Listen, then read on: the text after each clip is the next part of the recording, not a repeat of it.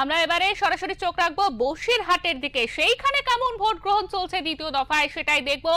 বসিরহাট জেলায় সেখানেও কিন্তু বিভিন্ন যে ভোট কেন্দ্রগুলি রয়েছে সেখানে সকাল থেকেই ভোট গ্রহণ শুরু হয়ে গিয়েছে। সকাল 7টা থেকেই আপনারা দেখতে পাচ্ছেন লাইনে দাঁড়িয়ে রয়েছে মানুষ সকাল থেকেই, এবং সেখানে কিভাবে ভোট গ্রহণ চলছে আমাদের প্রতিনিধির সঙ্গে কথা বলবো আমরা পরবর্তীতে। আমরা জানতে চাইবো কেমন ভোট গ্রহণ চলছে। তবে এই মুহূর্তে যে ছবিটা আমাদের সামনে রয়েছে, বসিরহাটেও কিন্তু সকাল থেকে মানুষের দীর্ঘ লম্বা লাইন, এবং সেখানে মানুষ ভোটে দেওয়ার জন্য সকাল থেকেই সেই লাইনে দাঁড়িয়ে রয়েছে। মোতায়েন রয়েছে পুলিশ এবং কেন্দ্রীয় বাহিনী, তারাও কিন্তু সেখানে রয়েছেন। ইতিমধ্যে তারা সুষ্ঠুভাবে যে ভোট গ্রহণ, সেই ভোট গ্রহণ জন্য যে নিরাপত্তা ব্যবস্থা তা কিন্তু একেবারে কঠোর রাখা হয়েছে।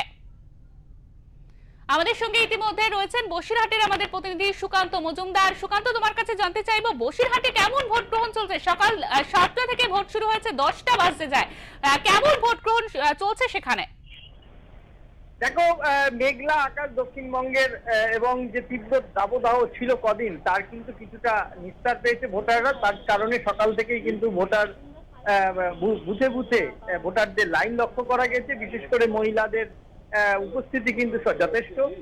বসিরহাট জানো তুমি, যেহেতু সংখ্যালঘু প্রধান এলাকা, এখানে প্রায় 65% ওপরে মুসলিম ভোট রয়েছে, সংখ্যালঘু সম্প্রদায়ের মানুষের ভোট রয়েছে। সেক্ষেত্রে দাঁড়িয়ে কিন্তু শাসক দল তৃণমূলের একটা পাখির চোখ এই বসিরহাট মহকুমা। এখানে 7টি বিধানসভা রয়েছে, তার মধ্যে উল্লেখযোগ্য যে সন্দেশখালী রয়েছে, হিঙ্গলগঞ্জ রয়েছে, আর এর সাথে রয়েছে বসিরহাট উত্তর, বসিরহাট দক্ষিণ, মিনাখা, হারোয়া এবং বাদুরিয়া। বাদুরিয়া তুমি জানো কদিন আগেই, অর্থাৎ নির্বাচনের ঠিক প্রাককালে গালুলিয়ার যিনি তৃণমূলের প্রার্থী, জাতীয় কংগ্রেসের যিনি প্রার্থী হয়েছেন, তিনি কিন্তু দিলু, অর্থাৎ আব্দুল গফফর সাহেবের যিনি ছেলে, তিনি কিন্তু আগেও তৃণমূলের বিধায়ক ছিলেন। কিন্তু যেহেতু তাকে টিকিট দেওয়া হয়নি দলের তরফ থেকে, সেহেতু তিনি তৃণমূল ছেড়ে তিনি আবার কংগ্রেসে যোগদান করেন এবং কংগ্রেসের হয়ে লড়ছেন। এইটা যেমন উল্লেখযোগ্য, তেমন হচ্ছে সন্দেশখালী রেখা পাত্র যে আন্দোলন করেছিল, তাকে টিকিট দেওয়া হয়েছে হিঙ্গলগঞ্জে। এবং হিঙ্গলগঞ্জেও কিন্তু যিনি তৃণমূলের প্রার্থী ছিলেন দেবেশ মন্ডল, তিনি এবার তার টিকিট পাননি, তার বদলে তাকে অন্য কাউকে টিকিট দেওয়া হয়েছে। এই সমস্ত পরিস্থিতি দাঁড়িয়ে কিন্তু যেমন একদিকে যেমন রেখাপাত্র সন্দেশখালী থেকে হিঙ্গলগঞ্জ এসছেন, আবার বসিরহাট উত্তরেও কিন্তু যারা আগের বিধায়ক ছিলেন তারা টিকিট পাননি, বসিরহাট উত্তর এবং দক্ষিণ। সেক্ষেত্রে দাঁড়িয়ে কিন্তু সকাল থেকে যেটা তৃণমূল শাসক দল তৃণমূলের যে একটা উৎসাহ উদ্দীপনার মধ্যে যে ভোটের একটা পরিবেশ আগের 21 সালে আমরা দেখেছিলাম, সেটা কিন্তু এবার চোখে পড়ছে না। তবে বিরোধীরা যথেষ্ট সক্রিয়, অর্থাৎ প্রধান বিরোধী দল প্রতিপক্ষ বিজেপি, তাদের প্রার্থীরা যেমন বুথে বুথে ঘুরছেন এবং জনসংযোগ করছেন, ভোটারদের সঙ্গে কথা বলছেন, কোথাও কোনো অসুবিধা আছে কিনা সেটা তদারকি করছেন। সেক্টর অফিসারদের তাদের যে ন্যূনতম যে কয়েকটি জায়গায় ইভিএম মেশিন খারাপের অভিযোগ এসেছিল, সেটা সঙ্গে সঙ্গে অভিযোগ করার পরে সেক্টর অফিসার সেগুলি বদলে দেয়। আপাত অবস্থায় যতটুকু বসিরহাটের যা হিসাব পাওয়া গিয়েছে, সকাল 7টা থেকে ভোট গ্রহণ শুরু হয়েছে, এখন ঘড়ির কাঁটায় প্রায় বেজে 10টা।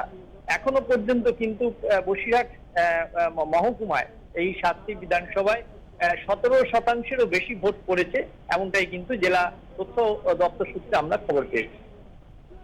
একদমই সুকান্ত, সেখানে সাধারণ মানুষ যেরকম ভাবে ভোট দিচ্ছেন, আমরা কিন্তু বিভিন্ন জায়গা থেকে খবর পাচ্ছি যে এইবারের ভোটে পুরুষদের সঙ্গে মহিলারাও কিন্তু সকাল থেকেই তাদেরকে ভোটের লাইনে দেখা যাচ্ছে। বসিরহাটের চিত্রটা কি আমাদের জানতে চাইবো আমরা।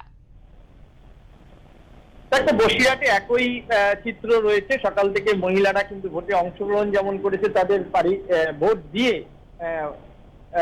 তারা বাড়ির কাজ সারতে যাবেন, অনেকে আছে সকালবেলা প্রাত ভ্রমণে বেরিয়েছেন, তারাও ভোটটা দিয়ে তারপর তারা আবার গিয়ে বাড়িতে সারাদিন ধরে টিভির পর্দায় চোখ রাখবেন, কোথায় কি ভোটের গন্ডগোল হচ্ছে বা কোথায় কি ভোটের খবর জানতে।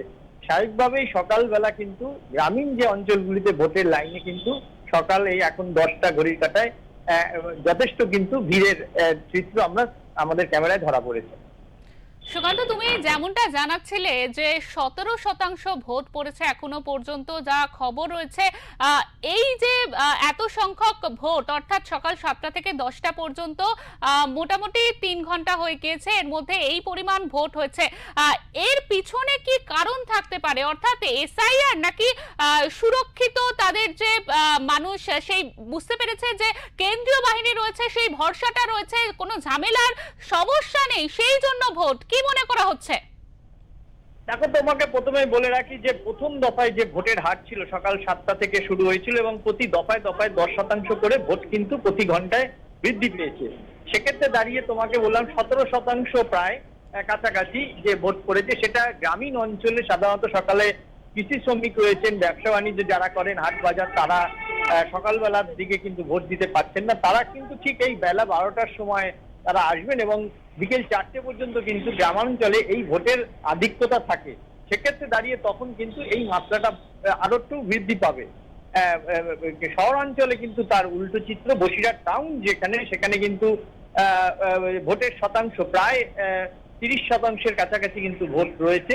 অর্থাৎ আগের প্রথম ধাপের যে নির্বাচনে যে ভোটের শতাংশ ছিল প্রায় 91 থেকে 93% গড়, সেটাও কিন্তু শহরাঞ্চলে কিন্তু সেই ধারাটা অব্যাহত আছে, কিন্তু গ্রামীণ অঞ্চলে কিন্তু প্রত্যন্ত যে হিঙ্গলগঞ্জ, সন্দেশখালী, সেখানে কিন্তু এই ভোটের হারটা কিন্তু এখনো পর্যন্ত 17%-তে রয়েছে।